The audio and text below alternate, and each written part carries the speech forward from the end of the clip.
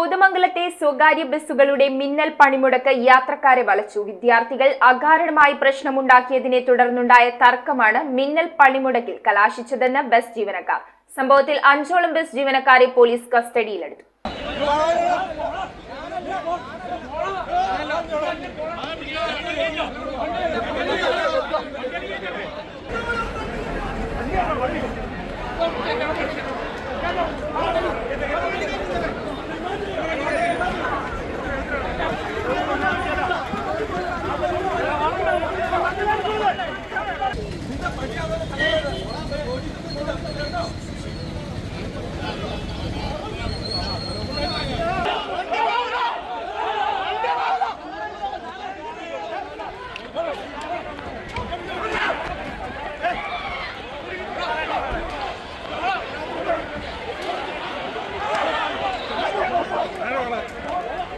കഴിഞ്ഞ ദിവസം ബസ് പുറപ്പെടുന്നതുമായി ബന്ധപ്പെട്ട് യാത്രാമധ്യേ ഉണ്ടായ തർക്കമാണ് മിന്നൽ പണിമുടക്കിൽ കലാശിച്ചത്. തർക്കത്തെ തുടർന്നുണ്ടായ ഉന്തിലും തള്ളിലും 2 ബസ് ജീവനക്കാർ ആശുപത്രിയിൽ ചികിത്സ തേടിയിട്ടുള്ളതായും വിദ്യാർത്ഥികൾ അകാരണമായി പ്രശ്നമുണ്ടാക്കുകയായിരുന്നുവെന്നും ബസ് ജീവനക്കാർ പറയുന്നു.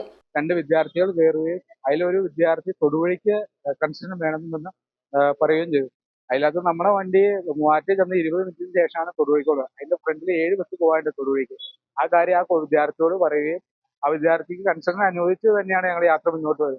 അതിനിടയ്ക്ക് ഏറ്റവും പുറകിൽ എന്ന് പറഞ്ഞ ഒരു വിദ്യാർത്ഥി കണ്ടക്ടർക്ക് അമിതമായിട്ട് ചൂടാവുകയും അനാവശ്യങ്ങൾ പറയുകയും ചെയ്തു.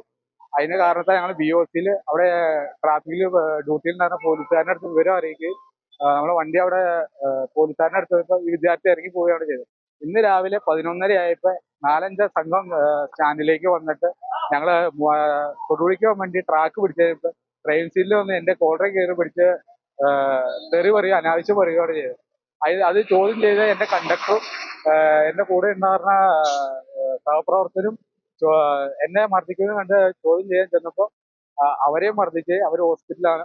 ഇപ്പൊ എന്ന് വെച്ചാൽ കുട്ടികൾക്കൊക്കെ അവർക്ക് യൂണിഫോമോ അല്ലെങ്കിൽ അവരുടെ കാർഡുകളോ കൺസെഷൻ കാർഡുകളോ എല്ലാ ID പ്രൂഫുകളോ കൊണ്ടുപോയിട്ടുള്ള കുട്ടികൾക്ക് കൺസെഷൻ കൊടുക്കാൻ ഞങ്ങൾ തയ്യാറാണ്. എന്നിരുന്നാൽ തന്നെയും ഒരു മാനുഷിക പരിഗണന അനുസരിച്ച് ഏത് കുട്ടികൾക്കും നമ്മൾ കൺസെഷൻ കൊടുക്കാറുണ്ട്.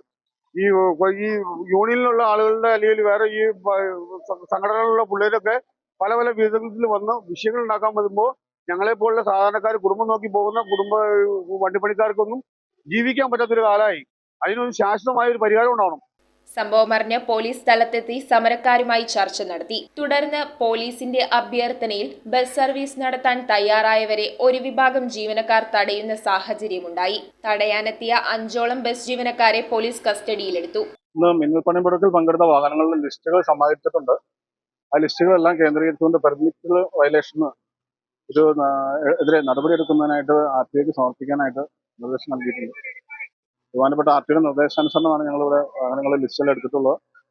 എല്ലാ വാഹനങ്ങളിലും സർവീസ് നടത്താത്ത എല്ലാ വാഹനങ്ങളുടെയും ലിസ്റ്റ് ശേഖരിച്ചുകൊണ്ട് ബഹുമാനപ്പെട്ട RTOക്ക് സമർപ്പിക്കുന്നതാണ്. News bureau, Kothamangalam. Wood, modular, interior, steel, sofas എന്നീ ഫർണിച്ചറുകൾ ഒറ്റ ഫാക്ടറിയിൽ ഉൽപ്പാദിപ്പിക്കുന്ന ഏക സ്ഥാപനം. ആർക്കിടെക്ചറൽ ആൻഡ് ട്രഡീഷണൽ ഡിസൈൻസ് ആവശ്യാനുസരണം നിർമ്മിച്ചു കൊടുക്കുന്നു. നിങ്ങളുടെ സ്വപ്ന ഭവനം ഒരു സ്റ്റേറ്റ് ഓഫ് ആർട്ടാക്കുവാൻ വിശ്വസ്തയോടെ എന്നും നിങ്ങളോടൊപ്പം. ഇറമ്പത്ത് ഇറ ഫർണിച്ചർ, കോട്ടപ്പടി, കോതമംഗലം. ഇനി കൂത്താട്ടുകുളത്ത്.